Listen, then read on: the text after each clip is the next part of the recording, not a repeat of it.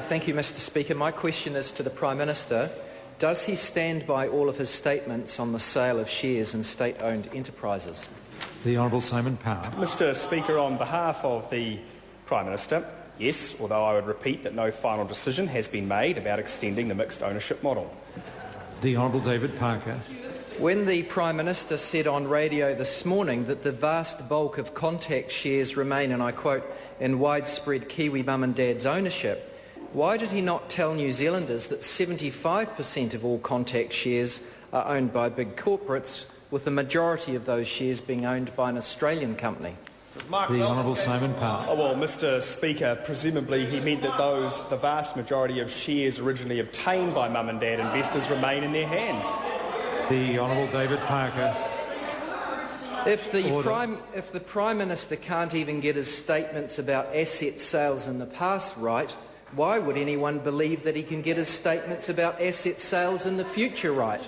The Honourable Simon Power. Because the Prime Minister has a very good record for keeping his promises to the public of New Zealand, unlike when that party came into government in 1984 promising not to sell state-owned assets and went ahead and did it.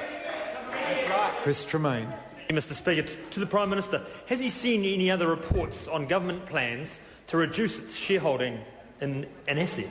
The Mr Speaker, yes, I've seen a press release stating that the government has approved a proposal subject to competition watchdog approval to reduce its shareholding in Air New Zealand to 63.55%.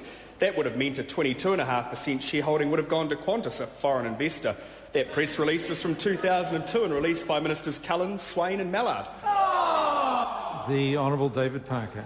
Did the Prime Minister also say on radio this morning that the Contact Energy, and I quote, the float when it started gave 51% to an Australian origin company, Origin. That was the starting position and it did not change. And if so, was his statement correct? The Honourable Simon Power. Mr Speaker, 51% of the shares in Contact did become held by Origin. I'm just finishing the question. Originally, of course, Edison bought its original 40% directly from the government. By the way, not from Kiwi mums and dads. The Honourable Sir Roger Douglas. Mr Speaker, does the Prime Minister accept that the sale of any asset to a foreign buyer or purchase of any foreign asset by a New Zealander cannot possibly change the net claims of one country on another? Because for a foreigner to buy a New Zealand asset is simply to swap a foreign for a New Zealand asset. Nobody wins, nobody loses. They just end up with a different portfolio of assets and liabilities. The Honourable Simon Power. Mr Speaker, look, broadly, the theory may have some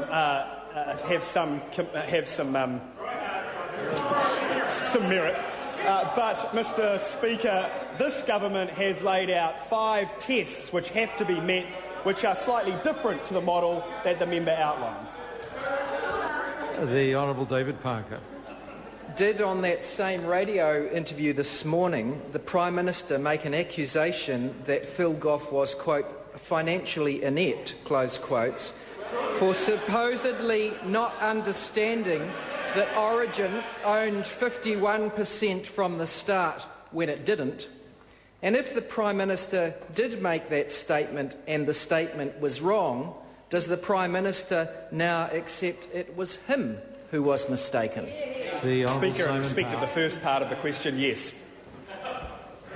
The Honourable Sir Roger Douglas. Mr Speaker, does the Prime Minister see any validity in the arguments from Labor and Green parties that the sale of any shares in state-owned enterprises will lead to increased overseas ownership of New Zealand? Or does he agree with the ACT Party that this argument reflects the unfortunate common economic illiteracy in the Labor and Green parties about savings and investment issues? The Honourable Simon Mr Power. Speaker, that's a far more straightforward question from the member, and the answer is I agree with the ACT Party. The Honourable... point of order, the Honourable David Parker. Order. This is a point of order. I seek to table a Treasury document from their website which shows that the sale of Contact Energy was originally a 40% sale to Edison, not a 51% sale to Origin. Sought to table that document. Is there any objection? There is no objection. Question number 7, Nikki Wagner. Thank you, Mr. Speaker.